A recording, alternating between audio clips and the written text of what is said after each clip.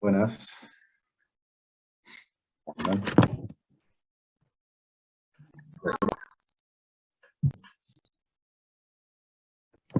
Buenas, profe. Hola, profe. Hola, profe.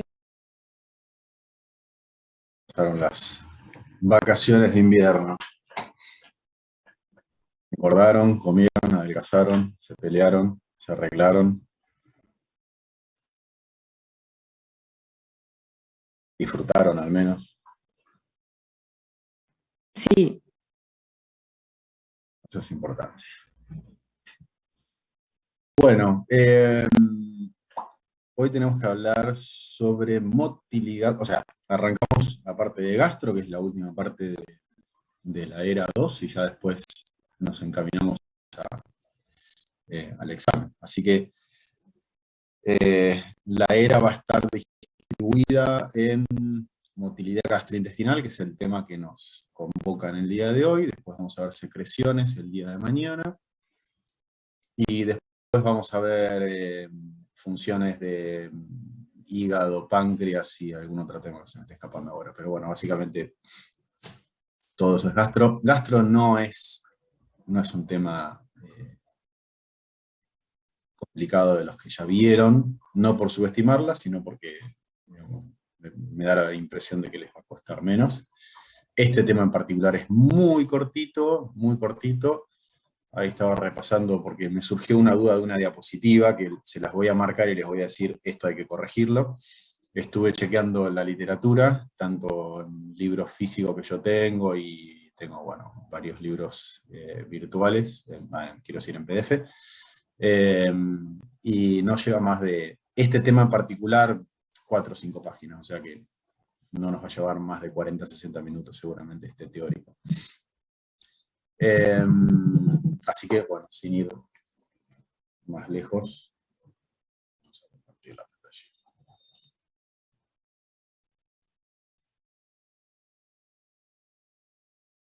Muy bien.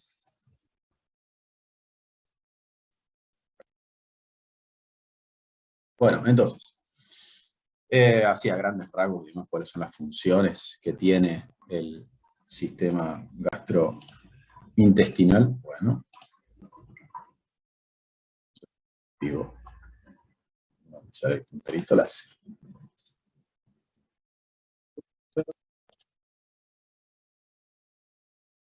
Se quedan sin el puntero láser, no sé qué le pasa. Bueno, principalmente el sistema gastrointestinal cumple funciones propias del sistema gastrointestinal que tienen que ver con principalmente la digestión de los alimentos, y esa digestión de los alimentos está relacionada a, por un lado, la motilidad del alimento que ingresa desde la boca hasta que sale la materia fecal, es decir, que tiene que realizar un tránsito, y ese tránsito intestinal está dado por la motilidad intestinal, que está dada justamente por la relación que existe entre las capas musculares y su inervación. ¿Sí? O sea que hoy podemos decir que vamos a hablar de neurogastroenterología, porque no, de hecho hay una especialidad que se llama neurogastroenterología. Así que, bueno, me voy a despachar un poco con algunos poco de reflexión y esas cosas que a ustedes tanto les gusta y sé que están como esperando escuchar este tema. Entonces decía, dentro de las funciones gastrointestinales, la digestión es la principal, y dentro de la digestión a su vez están intercaladas un montón de funciones. La motilidad es una, pero por ejemplo uno tiene que partir de un tema previo, que es el apetito y el hambre, por ejemplo, que obviamente son sensaciones agradables y desagradables, dependiendo de si uno habla de apetito y de hambre. Hambre es una sensación desagradable, ¿sí? Una sensación de malestar, y eso tiene que ver con el sistema nervioso central, claramente. Entonces, partiendo de ese punto previo, bueno, sensación de apetito, hambre, ingreso de la comida en la boca, todo lo que tiene que ver con las secreciones a nivel de la boca, todo lo que tiene que ver con la motilidad en la boca, esto tiene íntima relación con la inervación de la lengua, por ejemplo. Inervación motora y sensitiva de la lengua. Cuando veamos dentro de poquito tiempo neurofisiología, vamos a ver específicamente cómo está inervada la lengua desde el punto de vista tanto motor y sensitivo, pero vamos a hablar más adelante quizás de cuáles son las percepciones que tiene la lengua al momento de la integración de los alimentos, es decir, qué percibe la lengua en la punta de la lengua, a los costados de la lengua, atrás de la lengua, y ahí vamos a hablar de que en la punta de la lengua se perciben más los gustos más dulces,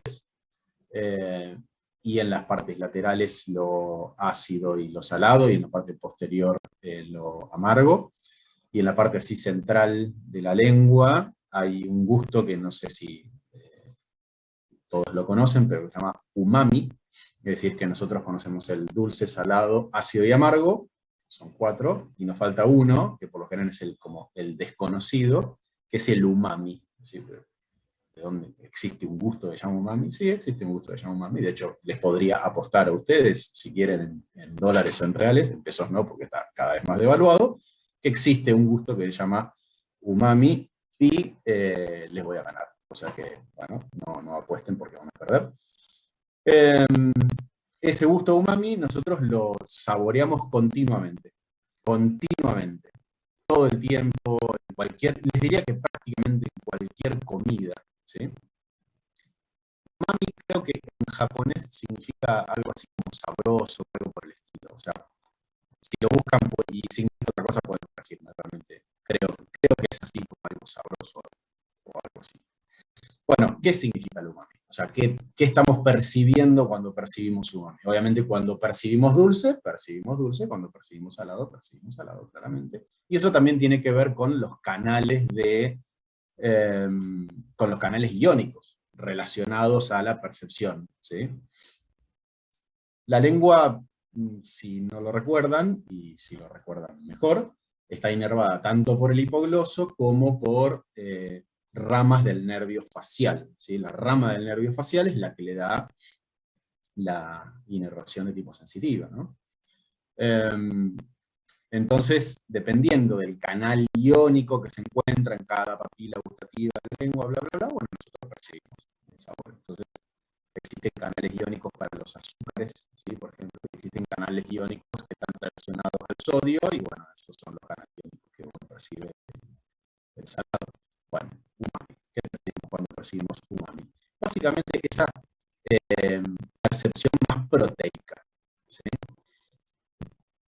Ahí les apuesto otra cosa, y no les voy a dar la respuesta, porque si quieren apostar, por supuesto, acá sí, vamos a ver quién pierde. Yo voy supongamos a una dietética. ¿Saben lo que es una dietética, no? Esos locales que venden, o sea, comidas y demás. Y, hola, sí, ¿qué tal? Buenas tardes. Sí, ¿me das 200 gramos de umami? Y la persona que está en la dietética, ¿qué va a hacer? Me va a mirar y me va a decir qué cosa. Sí, tomen, acá tienen 200 gramos de umami. Es decir, que hasta se puede comprar el umami. Si yo compro umami. Bueno, ¿qué es el umami? Básicamente, lo que es un caldito de sopas, de umami. ¿Sí? O sea, es lo que realza el sabor. ¿Sí? O sea, realzador de sabor. Yo realzar mis comidas. ¿Sí? Bueno, entonces, nada. Todo esto es previo al ingreso de la comida en la boca, cuando ya la comida ingresó en la boca, ¿no? Hay un fenómeno de masticación, la lengua lo que hace es, obviamente, movilizar el bolo alimenticio para, juntamente con las secreciones de tipo salivales, poder empezar a degradar la comida en la boca e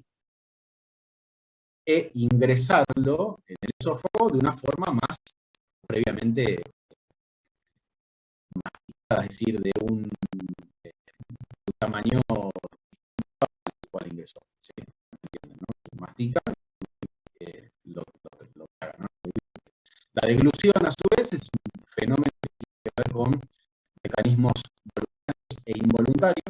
¿Sí? La primera fase de la deglución es voluntaria, es decir, uno elige tragar o no tragar. La segunda fase de la deglución es involuntaria. ¿sí? Entonces ahí tienen dos mecanismos de inervación distintos. De hecho, hay un reflejo, que es el reflejo de la deglución. De hecho, hay un reflejo, que es el reflejo nauseoso, que después vamos a hablar del reflejo nauseoso y del vómito. Y después, bueno, la comida pasa al esófago, ¿no? El esófago tiene una presión intraesofágica subatmosférica, similar a la presión intratorácica, y una vez que la comida ingresa en el esófago, tiene el esófago su propia motilidad, ¿sí? Y esto está íntimamente relacionado a las características de la mucosa, a la característica de los componentes musculares de cada uno de los tractos digestivos, y a lo que voy es que cada parte del sistema digestivo tiene su motilidad particular. Es decir, el esófago se va a mover de una forma, el estómago se va a mover de otra, el duodeno se va a mover de otra, y el intestino grueso se va a mover de otra, ¿sí? Pero en definitiva, la mayoría de estos tractos gastrointestinales van a cumplir como un patrón muy básico elemental de motilidad, que yo se lo voy a mostrar más adelante, y que, bueno, ahí vi que hay un error, quiero corregirlo, ¿sí? Así que, bueno, nada, en definitiva, la principal función es la digestión, es la única, no. Dentro de lo que es digestión hay un montón de, entre comillas, subfunciones. No sé si es el término muy adecuado, pero dentro de la digestión hay distintas funciones, como por ejemplo secreción, que es lo que vamos a ver mañana, ¿sí? Motilidad, que es lo que vamos a ver ahora. Absorción, que en parte lo vamos a ver cuando veamos absorción y malabsorción. La misma, la propia digestión de los alimentos, que lo vamos a ver cuando veamos absorción y síndromes malabsortivos. Es decir, que como ven, el sistema digestivo es absolutamente complejo en términos fisiológicos, ¿sí? Y es absolutamente complejo en términos fisiopatológicos también. Entonces, todo lo que está relacionado a la digestión, es decir, alimentación y nutrición, es la función principal del sistema gastrointestinal, no la única. ¿Por qué? Porque recuerdan que dentro del epitelio gastrointestinal había como un apartado específico que tiene que ver con el sistema inmunitario, ¿sí? Entonces, bueno, la inmunidad, ¿sí? Recuerden que hay mucha IgA, por ejemplo, ahí, como intercalando un poquitito entre anticuerpos e inmunidad. Nosotros tenemos dentro del sistema digestivo un conjunto bastante particular. Algo que vimos así como al pasar, casi finalizando renal, que no sé si lo recuerdan, si no les recomiendo que lo recuerden.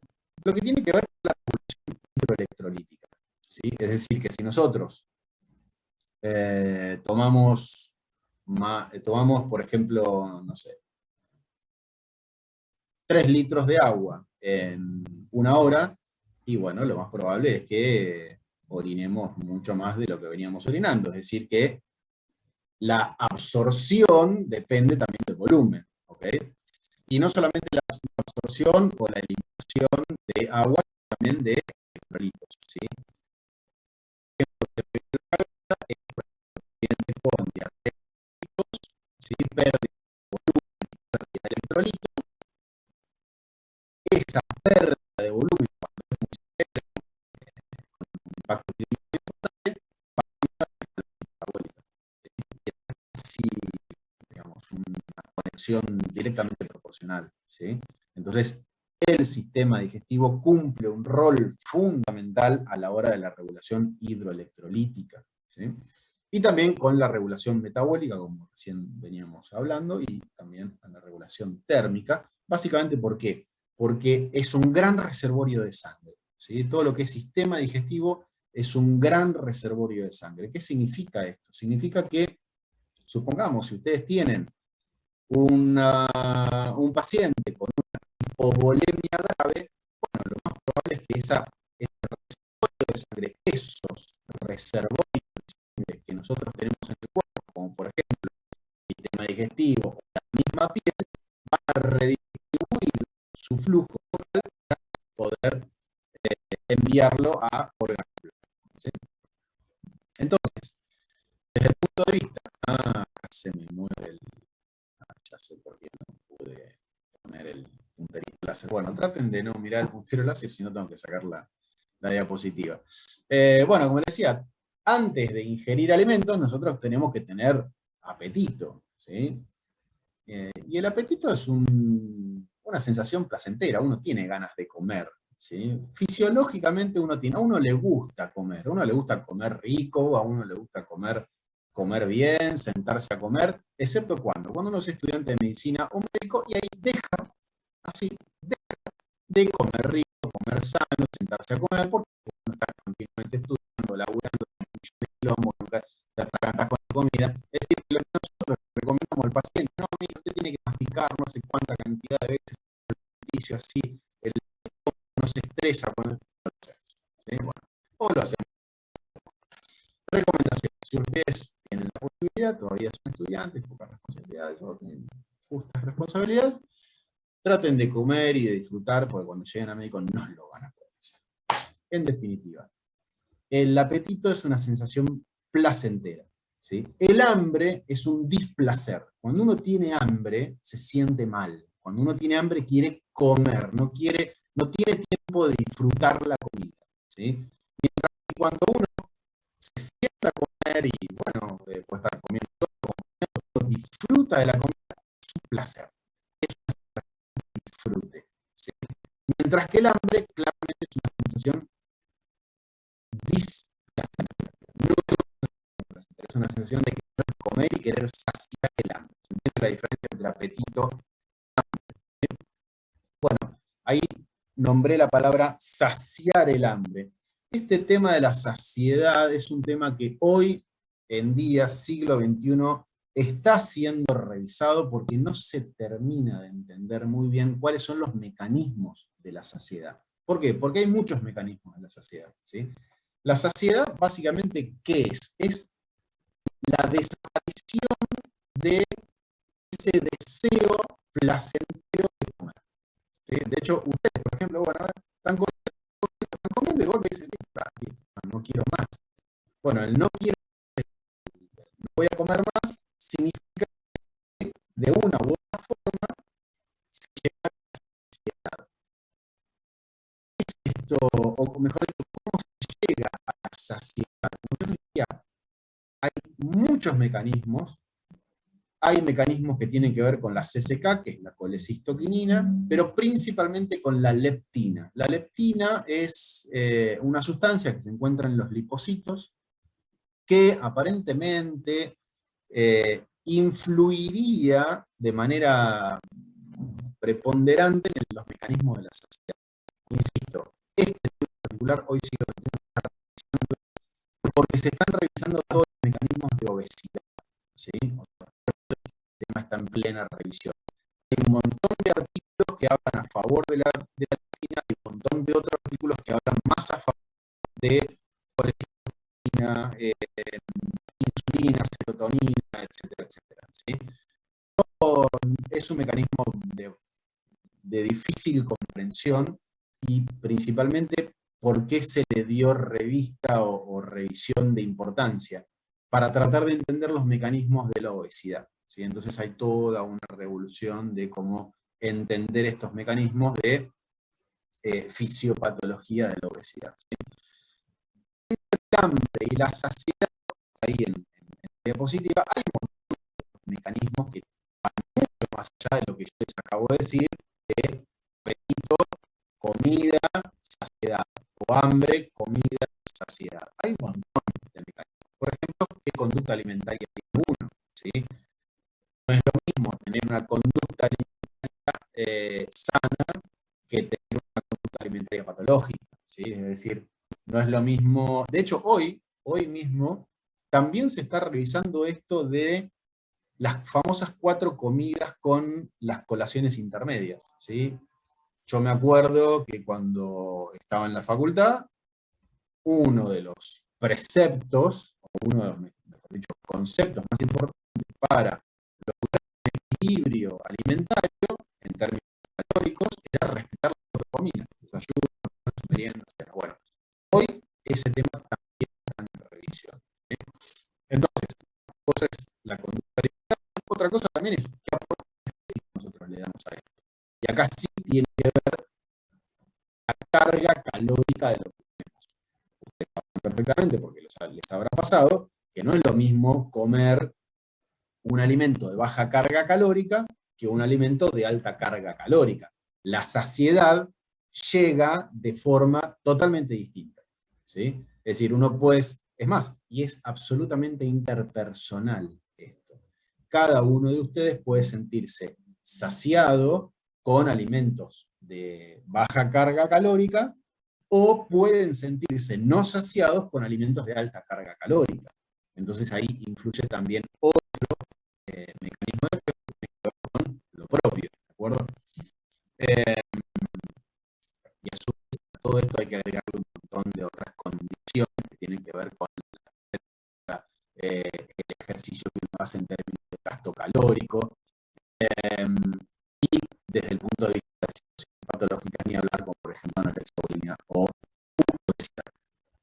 Y quiero ser enfático con respecto a esto. Este tema en particular de hambre, saciedad, hoy está siendo revisado. Es más, hoy está siendo revisado eso de para adelgazar yo necesito gastar más energía de la que aporto, ¿sí? Yo me acuerdo que en la facultad nosotros nos decían, bueno, si un paciente con sobrepeso quiere adelgazar, ustedes lo que tienen que recomendar es gastar más calorías de las que aporta, ¿sí? Es decir, es una regla matemática casi, ¿sí? Si yo tengo un mayor aporte calórico del que gasto, ese aporte calórico se transforma en mayor masa de esa, por ejemplo. Bueno, esto está siendo absolutamente revisado. Lo que sí uno sabe es que si uno quiere colaborar con una conducta alimentaria sana, tiene que agregarle una conducta de ejercicio físico aeróbico sano, ¿sí? O sea, eso sí se sabe, ¿de acuerdo? Pero en términos de fisiología y fisiopatología, insisto, estos términos hoy están siendo revisados. Bueno, con respecto a hambre, saciedad, el sistema nervioso central, ¿de qué estamos hablando? Básicamente estamos hablando de dónde se encuentra el centro de la alimentación y dónde se encuentra el centro de la saciedad.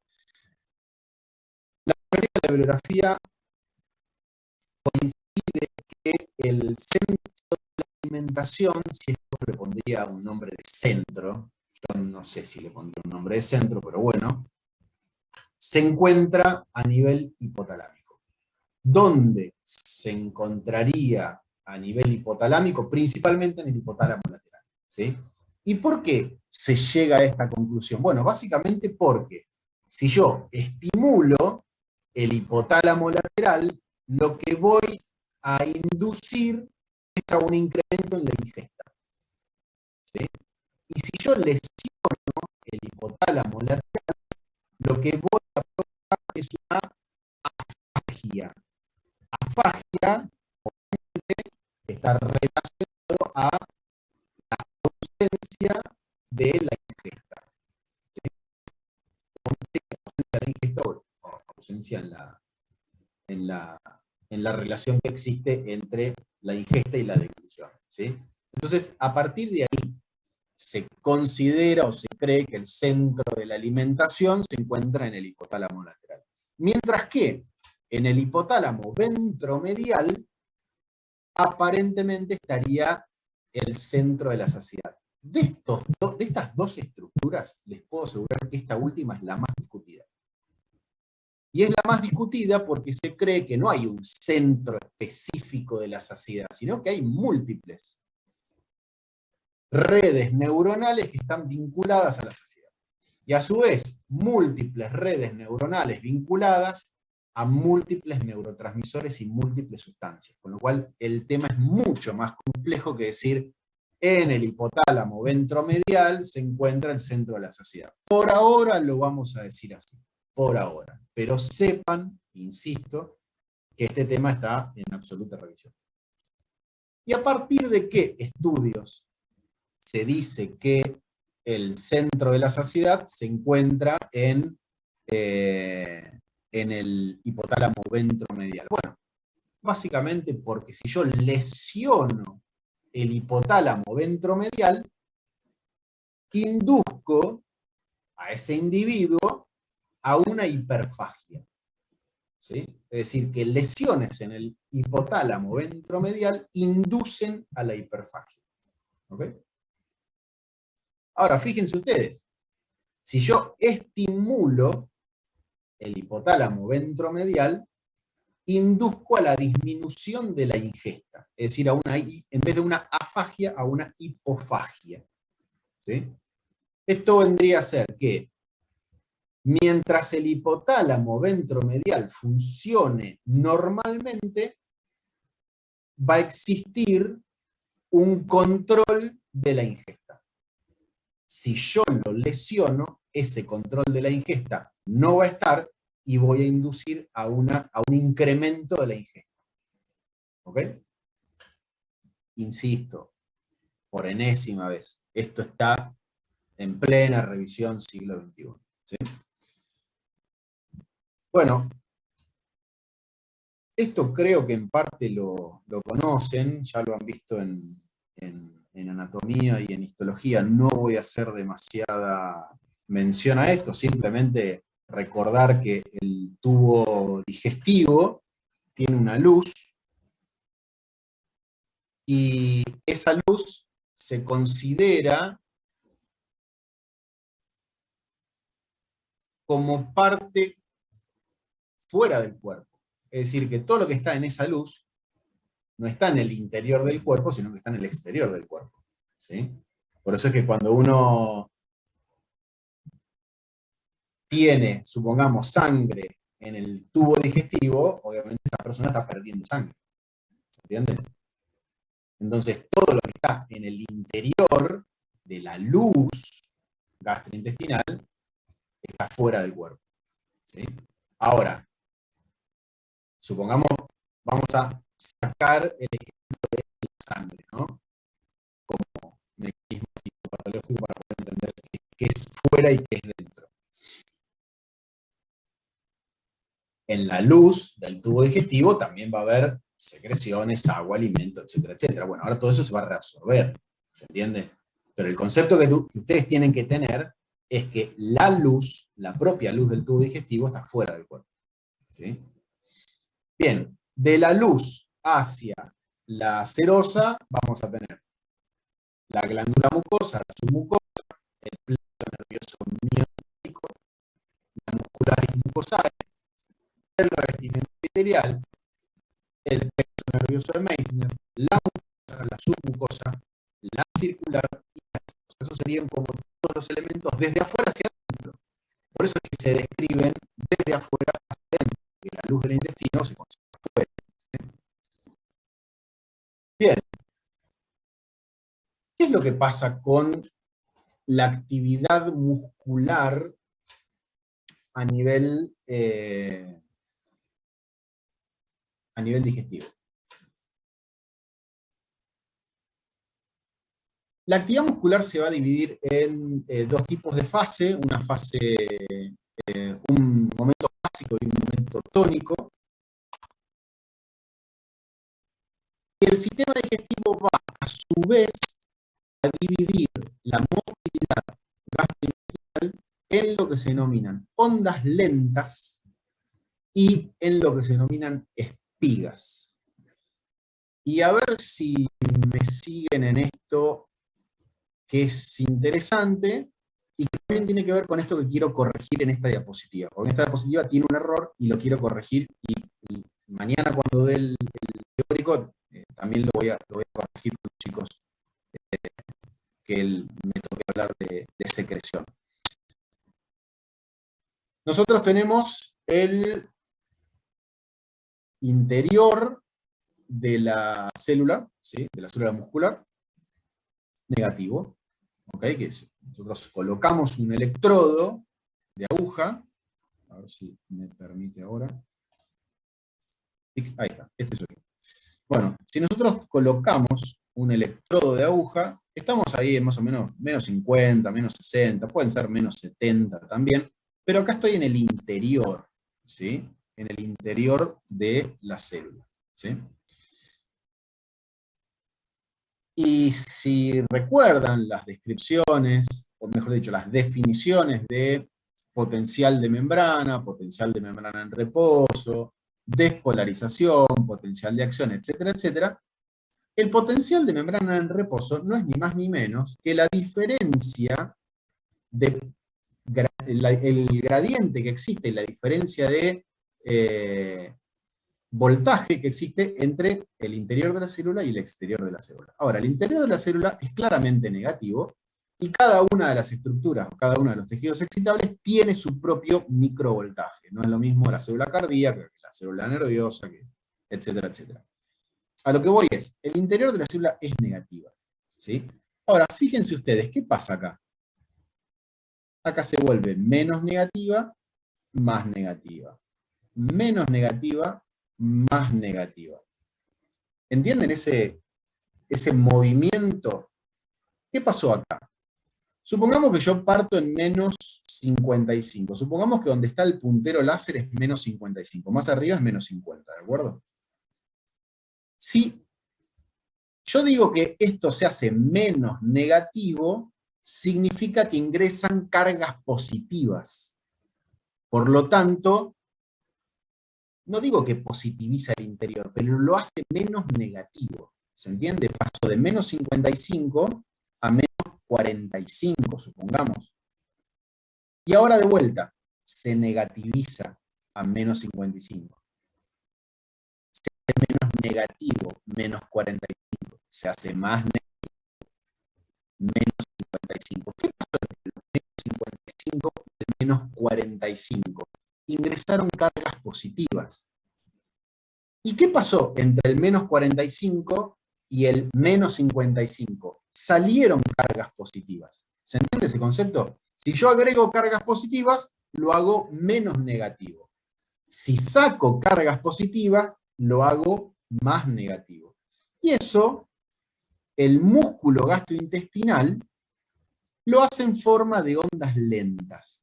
Estas ondas lentas significan que se mantienen en negativo. Menos 55, menos 45, menos 55, menos 45. Pero nunca, nunca despolariza. Nunca despolariza. Por lo tanto, las ondas lentas se refieren a los cambios en la permeabilidad al calcio. Por favor, corrijan esto, porque esto hay que corregirlo. Se deben a los cambios de ingreso de iones de calcio. ¿De acuerdo?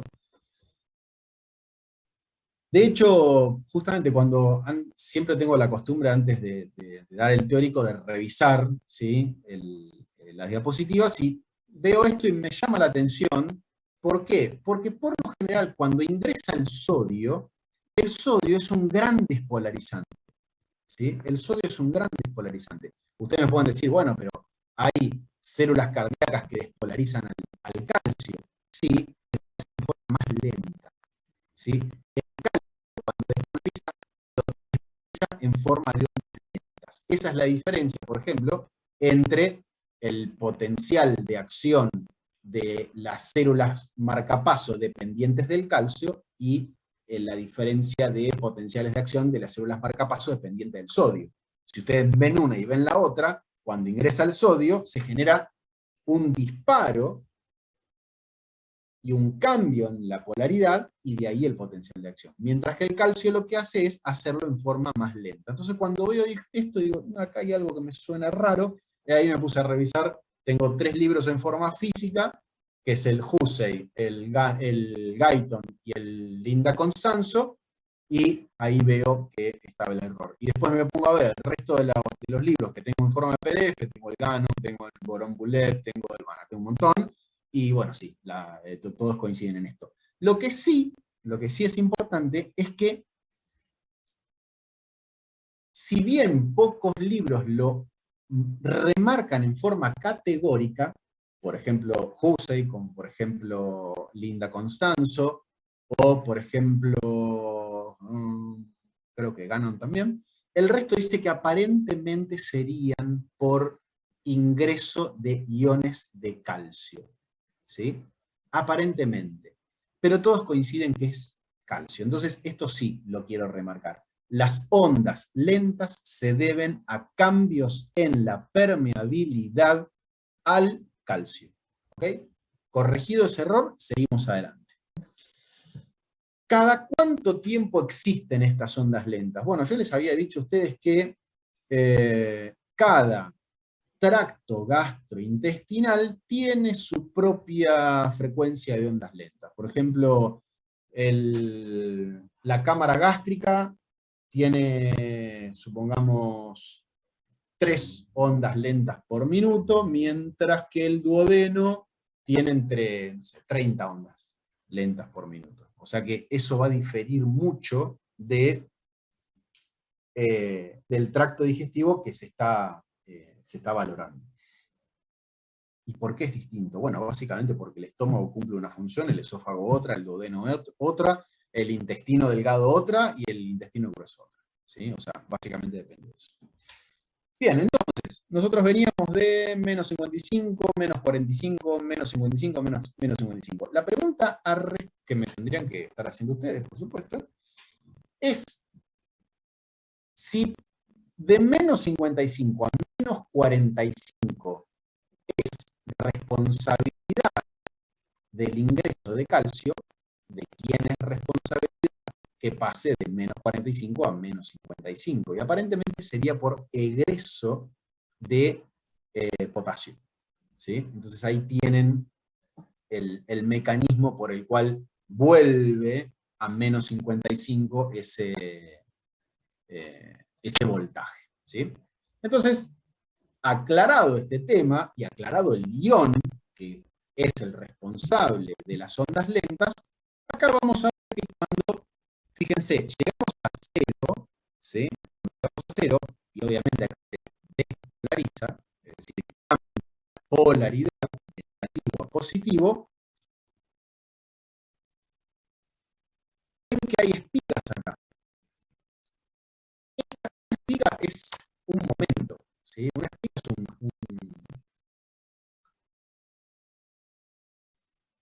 un mecanismo en el cual acá se positiviza, pero en muy poco tiempo. ¿Sí? Acá, como ven, el tiempo es bastante lento, mientras que acá, en esta espiguita, pasó muy poquito tiempo. Es decir, ¿qué pasó acá? Hubo un potencial de acción. Fíjense que la onda lenta no es un potencial de acción, y eso es algo que sí tienen que remarcar. La onda lenta no es un potencial de acción, la onda lenta no es una despolarización, sino que es un cambio en la permeabilidad iónica, calcio y potasio. Mientras que las espigas sí son potenciales de acción. Las espigas son verdaderos potenciales de acción. ¿Ok? Entonces, fíjense que cuando despolariza, se genera el potencial de acción. Es decir, que cuando pasa el umbral de excitabilidad, ahí se genera el potencial de acción. Entonces acá tenemos como dos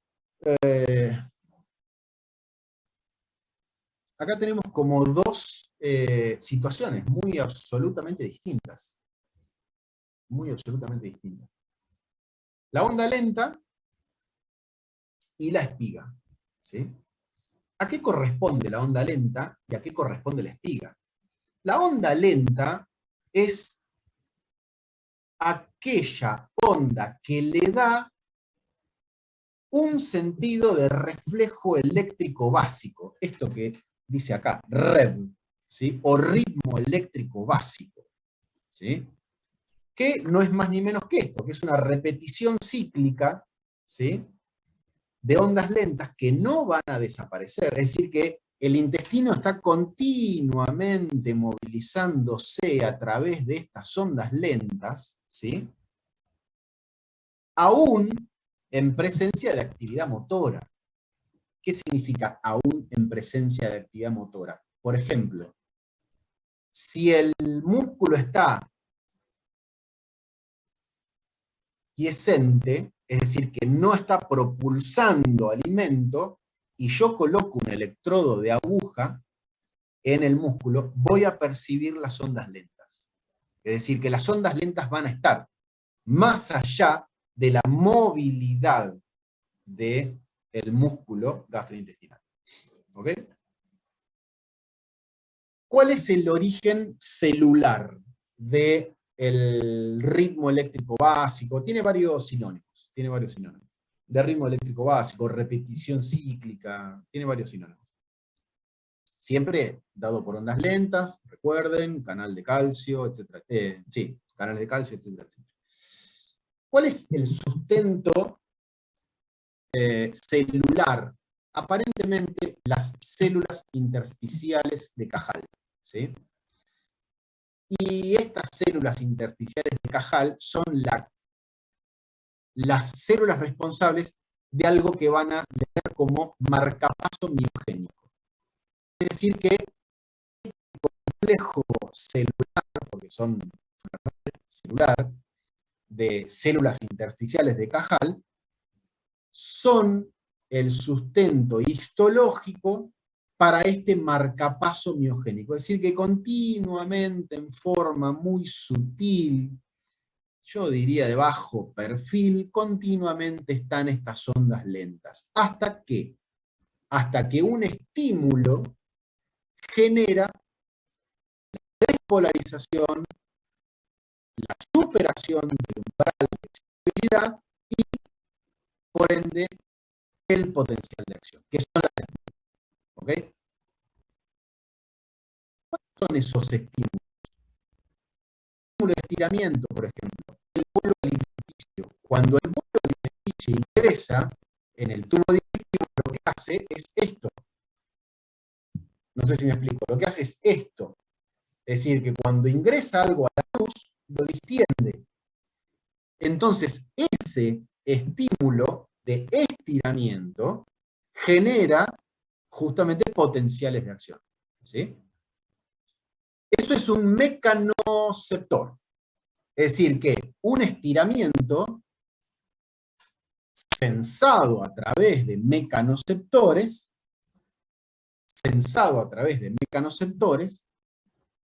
disparan potenciales de acción. ¿Ok? Acá me dicen, doctor, las espigas dependen de las ondas lentas. No dependen de las ondas lentas, sino que dependen de estímulos. ¿Sí? Ahora, sin las ondas lentas, probablemente las espigas sean completamente distintas. ¿Sí? Es decir, que están relacionadas, pero fisiológicamente son cosas completamente distintas y diría que bastante independientes. ¿Sí? Como para que no quede ese concepto de onda lenta espiga. Están relacionadas, pero principalmente dependen de estímulos. ¿Sí? Dependen de estímulos. Entonces, estiramiento del tracto gastrointestinal cuando llega el bolo alimenticio. ¿Sí? ¿Qué otro estímulo más? Estímulos que tienen que ver con neurotransmisores, principalmente acetilcolina. ¿Sí? Y entre la acetilcolina, mejor dicho, entre el simpático y el parasimpático, ¿quién va a estimular más el gastrointestinal? ¿El simpático o el parasimpático?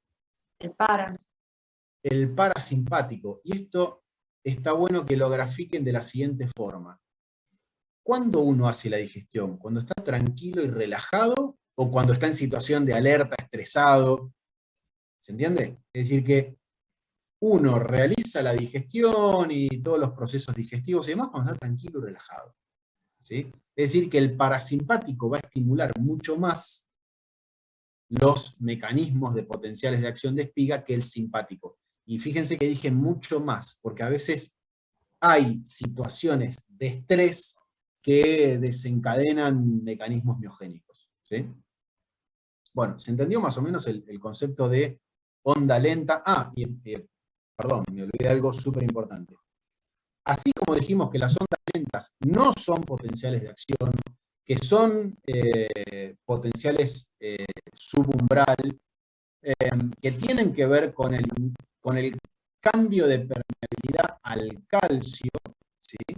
Egreso de calcio y luego al egreso de potasio, de la espiga sí va a depender de canales de sodio y calcio. Sodio y calcio. Y acá sí, la mayoría de la bibliografía coincide que no son canales exclusivamente de sodio, sino que también hay canales de calcio. ¿Y por qué? Por esto que recién me estaban preguntando recién. Si bien no depende de la onda lenta le da sustento, ¿sí? Por ejemplo, si hay una onda lenta que viene siendo menos negativa, pasa de menos 55 a menos 45, eso ayuda a la positivación de ese voltaje, ¿de acuerdo? Y esos que son canales de calcio. Lo que hace el sodio es que sea mucho más rápido esa despolarización y ese potencial de acción, ¿de acuerdo? Entonces, la onda lenta depende de la permeabilidad al calcio, la espiga depende de la permeabilidad al calcio y al sodio, o son canales de calcio y sodio, ¿sí? Doctor, por eso pregunté, porque el punto más alto de la onda lenta sería como el inicio, por ejemplo, de las espigas, más o menos, Sí, del entiendo potencial. perfectamente la pregunta, está muy siempre una onda lenta menos negativa coincida con la espiga potencial de acción. No siempre, pero sí colabora. Eso no me cabe la menor duda. Y la pregunta está perfectamente bien hecha.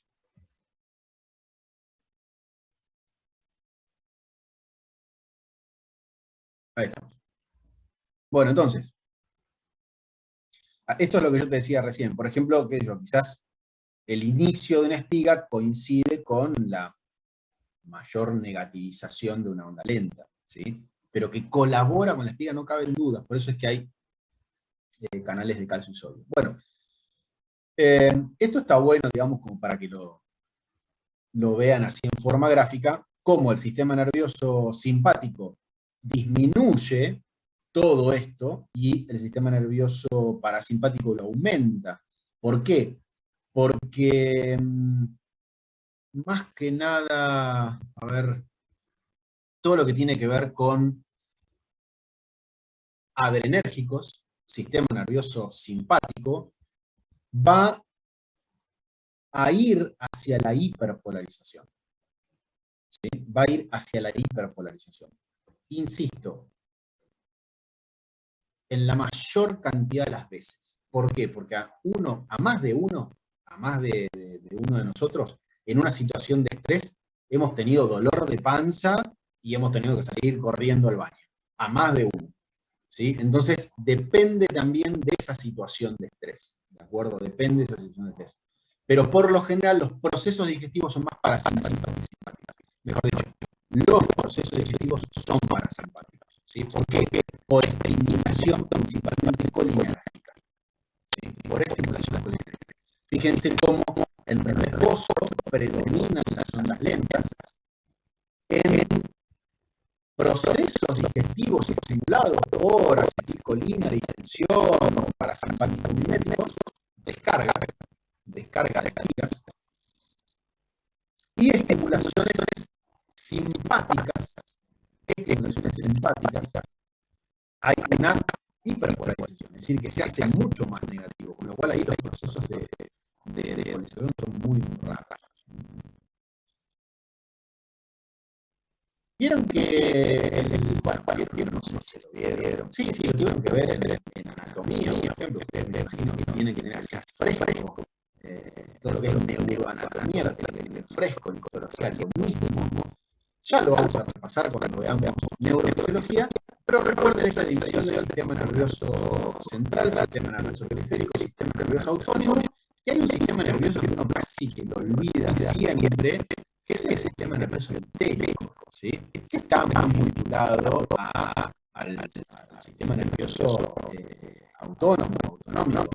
Recuerden ustedes que hay un sistema autónomo parasimpático cráneo-sacro y un sistema simpático toracolumbar. Es decir, que las puntas van a estar siendo parasimpáticas, mientras que lo medial es de tipo simpático, ¿sí? Tanto lo parasimpático como lo simpático va a inervar a este sistema nervioso entérico en toda su magnitud, tanto gastrointestinal como a nivel de las secreciones, ¿sí? Entonces, insisto, los procesos digestivos tienen mucho más que ver con el control parasimpático que el control del tipo simpático, ¿sí? A ciencia cierta, uno lo podría dividir así en forma más resumida en intrínseco, el sistema intrínseco relaciona los plexos de Meissner y Auerbach y el sistema autónomo propiamente dicho, parasimpático y simpático, ¿sí? El sistema entérico intrínseco, dado por la fisiología aportada por los plexos, mioentérico mioentérico de Auerbach y submucoso de Meissner, para controlar la motilidad en términos de frecuencia, intensidad y velocidad de contracción, y también en relajación de fibras. La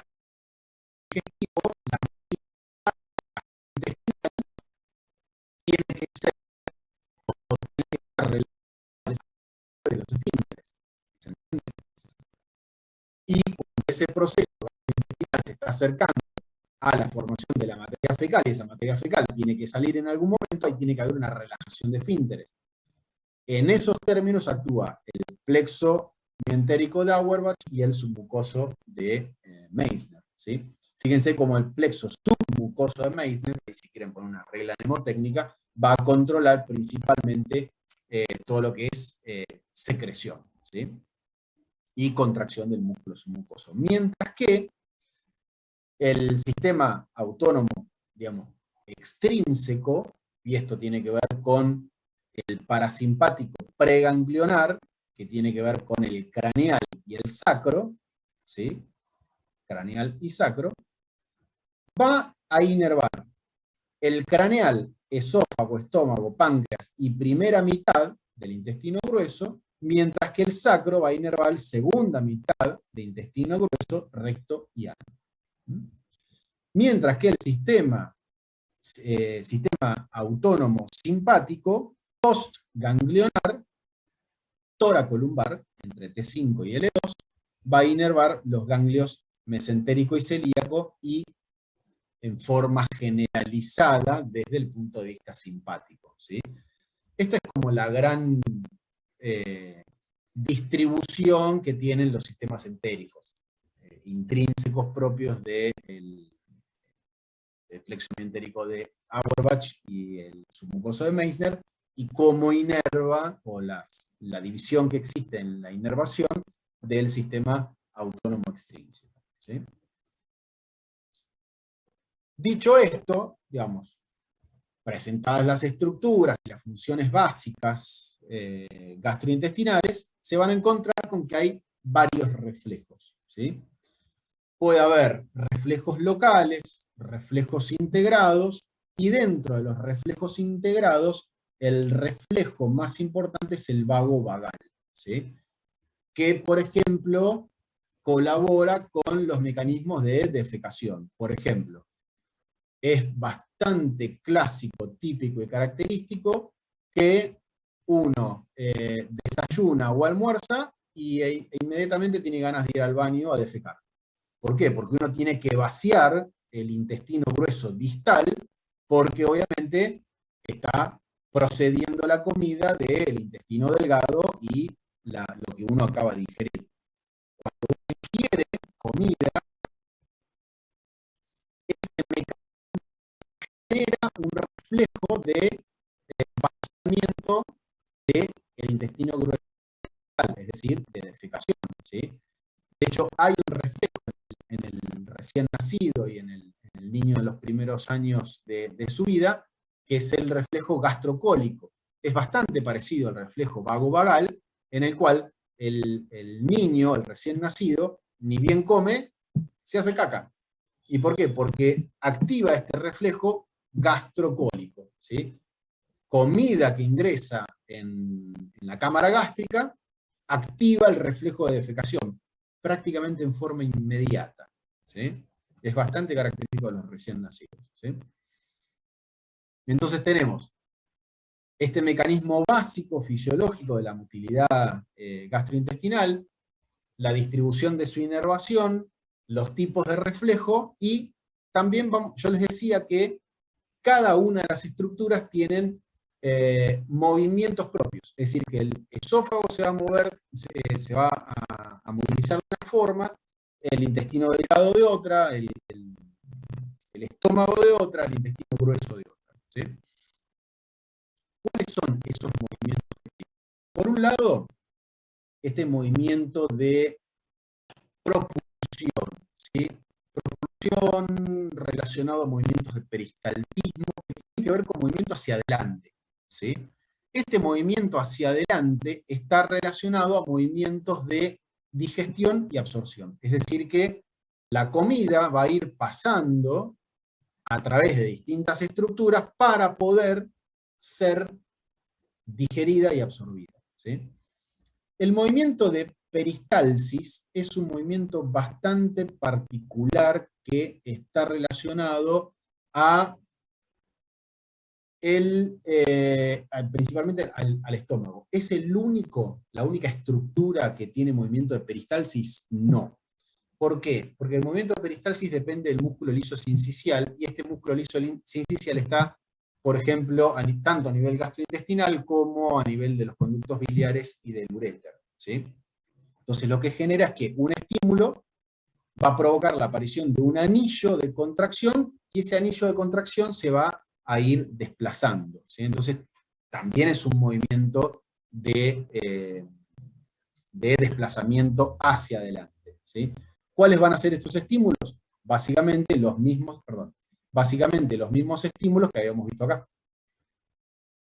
Estos estímulos, distensión, acetilcolina y parasimpático-miméticos, son los estímulos que van a desencadenar estos movimientos de tipo propulsores.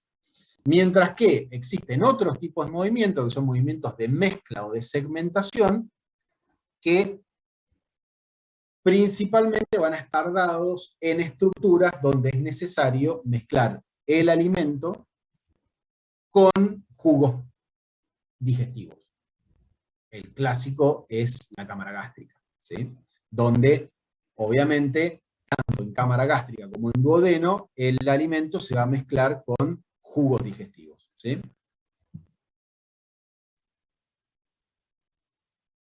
Esto lo habíamos visto, esto lo paso largo porque ya lo habíamos visto en movimientos básicos del tubo digestivo. Acá, básicamente, lo que se hace hincapié es en la célula intersticial de Cajal, la onda lenta, ¿sí? Y el plexo mientérico de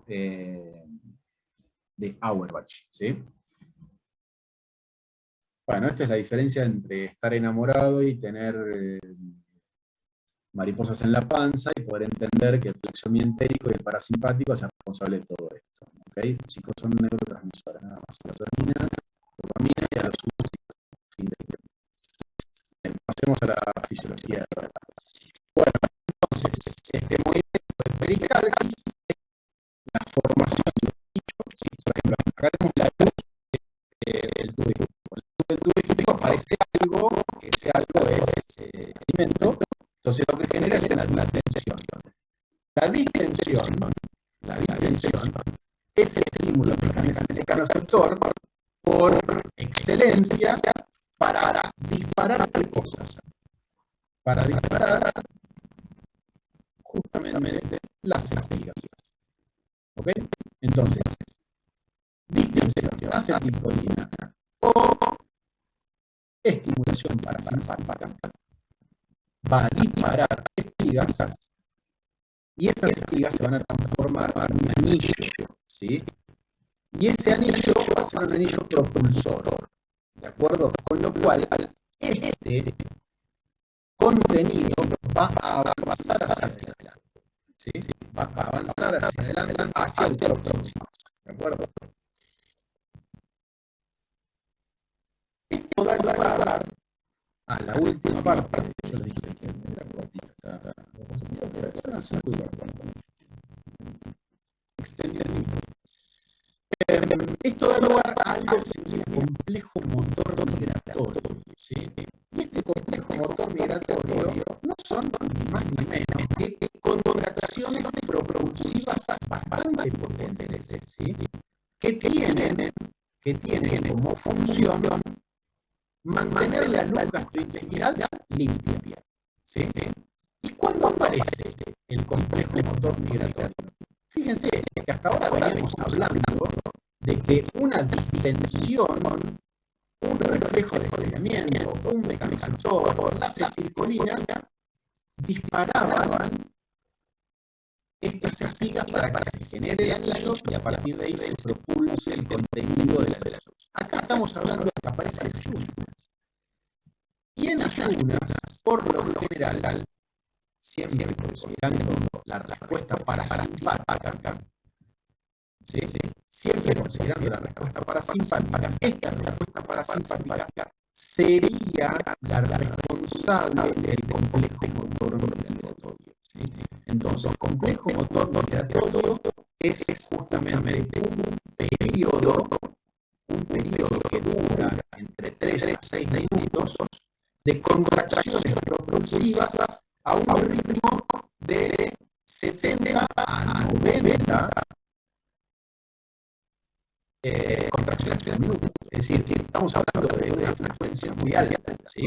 Y el complejo motor migratorio, justamente, en ayunas lo que hace es limpiar y mantener limpia la luz gastrointestinal para que esa luz gastrointestinal esté lista para la próxima ingesta, ¿sí? Para la próxima ingesta. Entonces, acá tenemos como un pequeño resumen. Creo que esta es una diapositiva. No. Acá tenemos un pequeño resumen. Fíjense. Peristaltismo propulsivo. Existe un peristaltismo no propulsivo, ¿sí? Que tiene que ver con los movimientos de mezcla, ¿sí? Pero acá tenemos el peristaltismo propulsivo, que es más ni menos que esto. Fíjense cómo hay una contracción, un anillo de contracción, y ese anillo lo que va a hacer es desplazarse, es decir, supongamos que este es el tubo digestivo, lo que va a hacer es desplazarse a través del tubo digestivo. No se queda en un solo lugar, sino que se va desplazando a través del tubo digestivo. Lo que hace es empujar, ¿sí? Empujar el bolo alimenticio siempre en dirección cefalocaudal, ¿sí? Ahí está el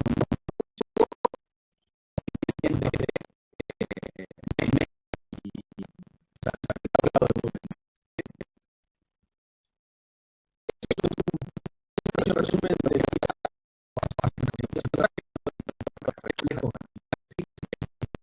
reflejos, ¿sí? Hablamos de algunos nada más, hablamos principalmente del vago vagal, pero está el peristáltico, el gastroentérico, el gastroilial, el gastrocólico, el reflejo de defecación, el enterogástrico, es decir, que cada uno de los reflejos va a estar vinculado a el estímulo y al efecto de ese estímulo. Por ejemplo, el reflejo peristáltico, que no es ni más ni menos lo que lo veníamos hablando antes, se estimula a través de la distensión, y el objetivo ¿cuál es? El avance del contenido del bolo alimenticio. El gastroentérico, por distensión gástrica, que aumenta el peristaltismo, fíjense, en el intestino a nivel más cercano al íleon, El gastroilial, vaciamiento del ilio secal. El gastrocólico, aumento de la actividad colónica. El reflejo de la defecación, por supuesto, relajar el esfínter anal interno para poder defecar. El enterogástrico, para disminuir el vaciamiento estomacal. El inhibidor gastrointestinal, para inhibir el peristaltismo y el vaciamiento gástrico. Esto tiene que ver, por ejemplo, con dolor en otras vísceras o estimulación simpática, ¿sí? Son inhibidores gastrointestinales. Y el vagovagal tiene que ver con el estímulo, la llegada de comida al estómago y la relajación del flujo.